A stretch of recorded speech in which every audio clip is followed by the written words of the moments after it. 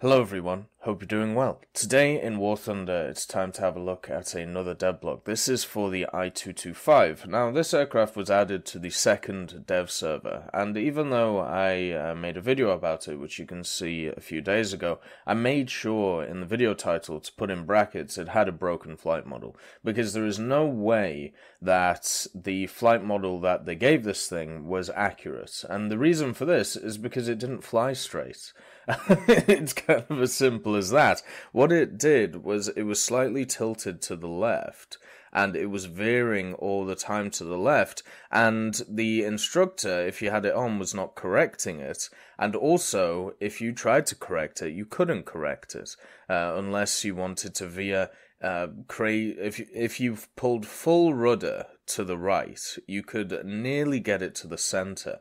It was as if the engine power, you know how with a propeller aircraft, you are going in a straight line and then you have the counterforce going behind you. It was as if that was at an angle to the left at about 10 or 20 degrees, and it was pushing the aircraft like that. So any turn to the right was pretty much impossible to do, or at least it was a hell of a lot harder than pulling to the left. So my idea is that the flight model of it was just either it was a little bit botched, or there was just something fundamentally wrong with it. So hopefully that is fixed by the time it gets to the live server.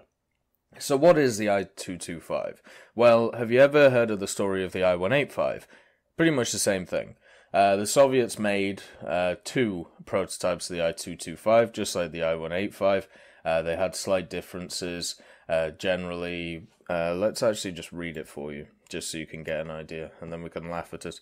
The experimental high-altitude fighter/interceptor I-225 was created by the Mikoyan Design Bureau as part of work to develop new prototypes of fighter aircraft with new engines. The first experimental prototype was finished by May 9th, 1944. The aircraft was designed to carry a powertrain consisting of a 2,000 horsepower aircraft engine and a turbocharger. Its armament, in comparison with previous prototypes, was strengthened and consisted of four 20mm Shavak cannons. In testing, primary tests of the fighter's speed and altitude options, the aircraft showed impressive results. It could reach a speed of almost 560 km an hour near the ground and 720 km an hour at high altitude. Just two I-225s were built for testing purposes. For various reasons, both aircraft crashed in testing. After a range of improvements and upgrades in March 1947, work on this project was stopped. Isn't that a wonderful thing? The story of the I-185 is incredibly similar. The I-185, they tested, the first one, and they found that it was superior to all of the other propeller aircraft that they had at the time. The issue was the engine decided to wreck itself, so they built the second one. Oh, the engine caught on fire and blew itself up, but in their testing it was shown that it was better than the Levechkin 5 and the Yak 1, 2, and 7. The Yak 1 and the Yak 7, and even the Yak 3, and they wanted to use it, and they were actually going to put it into production, and the reason why they didn't was because it would have meant you'd have to change the whole production lines, and obviously that is not an easy feat to do. That is why what you see for other countries is, instead of creating completely new aircraft all the time, unless you're America, what you would have to do is you would have to modify variants of existing aircraft and just make them better and better. That's why you have the 1938 and 39 Spitfire and the 1945-46 Spitfire. They are completely different machines, but if you look through the period of time, there have been small variations which have been designed to eventually get you to that 1945-46 version. Now, the I-225, it's another one of these high-altitude fighter prototypes for the Soviets, and as we've seen from rank 4 Soviets in general, they struggle at high altitude. The rank 4 for the Soviets has been pretty diabolical, and the reason for this is once you get to the rank 4 area, rate of climb and energy fighting become a lot more prevalent compared to turn fighting. And a lot of the Soviet planes are designed to be maneuverable, but not really do too well at high altitude. So a good pilot can absolutely wreck a Soviet team just by himself by staying high in something like a P-47, P-51, Bf-109, and just picking them off one by one. The issue is it's very hard to fight against them when you don't have the patience to be able to boom and zoom and then just go away and keep doing that over and over again. What you will find in a lot of rank 4 battles is a lot of what will happen is the Soviets will see one or two people as a team, they'll engage them, they'll bring them down, and then the rest of the enemy team collapses on the Soviets. But because you're at low altitude, because the Soviets are maneuvering, they're in a much better position than you are, because that's what their planes are designed to do, and then they rip you apart. So what you actually find is some very key aircraft have really good win rates, and this is the reason why. It's not because the aircraft is superior than the enemy's aircraft, it's just the meta issue. And if people played to the strengths of their aircraft at rank 4, then the Soviets will get pummeled every time. Something that we saw when the Griffin Spitz were added, when the P-51H was added, when the Focke-Wulf Doras were performing like absolute monsters, was the Soviets at rank 4 had no chance. They had nowhere to turn to apart from Japan, and guess what? Japan has some of the craziest rank 4 propeller fighters in the game, which when fully upgraded will just absolutely annihilate you. There's a reason why there's a very dedicated player base for Japan, because their fighters are just insane when you actually get a hold of them. But anyway, the I-225 is another one of these prototypes which didn't make it to the production line. Now, there could be many reasons why it didn't make it. 1947 was definitely a time that the Soviets were looking to swap to the jet age.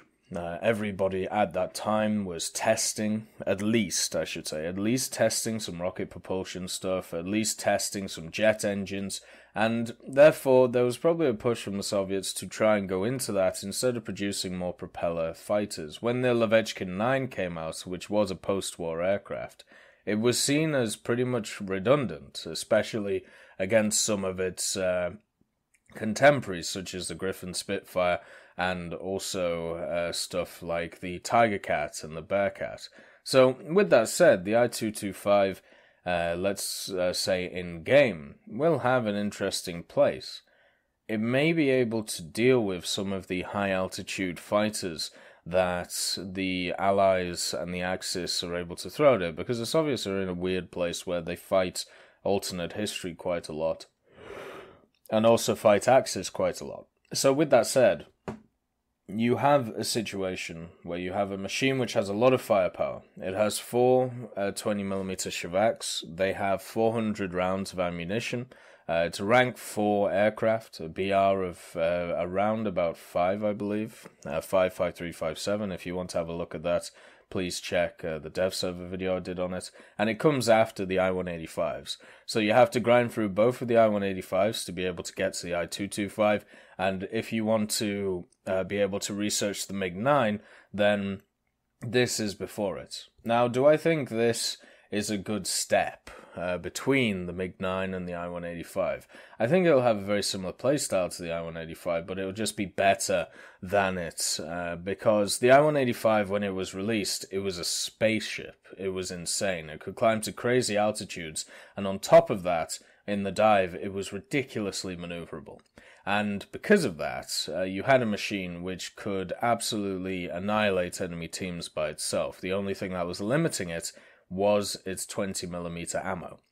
Now, the I-225 may be put in a similar situation, where it gets this weird boosted flight model where it's able to go to ridiculous alts very, very quickly with its 1750 horsepower engine, and be able to climb above everything else. The question is, in the dive, will it be as maneuverable? Now, when I tested it on the dev server, and remember, the FM was definitely not fully there yet, it was okay. It was able to maneuver at very high speeds, and its actual high speed was comparable to what the BF-109s will be able to use. So, with that in thought, I can definitely see this thing being competitive at rank 4. The question is, will it change the meta? Because the meta of the Soviets, as I said, is to create this furball scenario in the center of the map, be able to dodge the first and second turn from a BF-109 when they have more energy, bleed them of energy, and then get on their back and annihilate them with your Shabaks and your 23s. That's pretty much how you do it. Will the I-225 be able to change this idea? Will it be able to influence the meta to such a point where something that Soviet teams of rank 3 and rank 4 have been doing for up to 5 years now, will it be able to change it? I think it has a chance. And the reason for this is because the Soviets have never got an aircraft like this. When we saw the I-185 in the game, in its crazy, state, we saw individual players and squads annihilating teams by, using the tactics that I talked about. If the I-225 can do the same thing, but then doesn't get a nerfed flight model because it's technically supposed to be this good, then do we see a situation where it will influence how people play Soviet rank 4? I hope so. I really do. The downside to this is that the attackers and the bombers will definitely get less support, which is one of the nicest things about Soviet rank 4. The attackers, such as the IL-10, the Su-6, actually get quite a lot of support from the fighters because they stay kind of low, or at least they do after the initial climb. But we're going to have to see how it pans out. It really depends on how it does against its compatriots, the BF-109, and stuff like the early Griffin Spitz. The engine on it is crazy powerful. It doesn't have a lot of armor on it, is another thing. Ammunition shouldn't be an issue. And overall, it's a beautiful aircraft. I really like it. Do I like the fact that we're adding weird and wonderful premiums that keep crashing every time that they try and test them?